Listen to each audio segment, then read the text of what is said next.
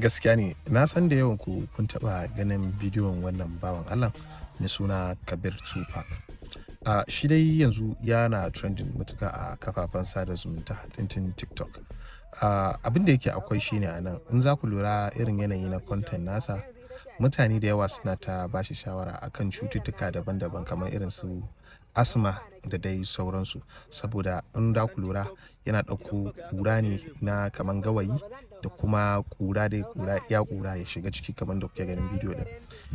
Ya ce shi yana neman ɗaukaka ne.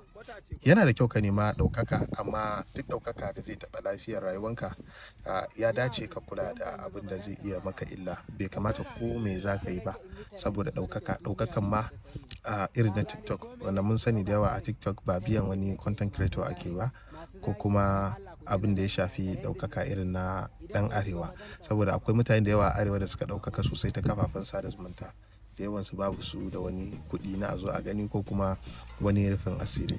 What I'm saying is that this guy has been trending on social media for a while now because of the way or nature of his content.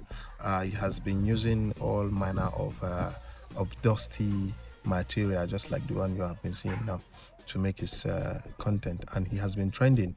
And a lot of people have been calling his attention to be careful of diseases that might affect his health, like asthma and the rest. Although he said he's looking for fame and he can do anything to get fame. That is what I just said in Hausa language.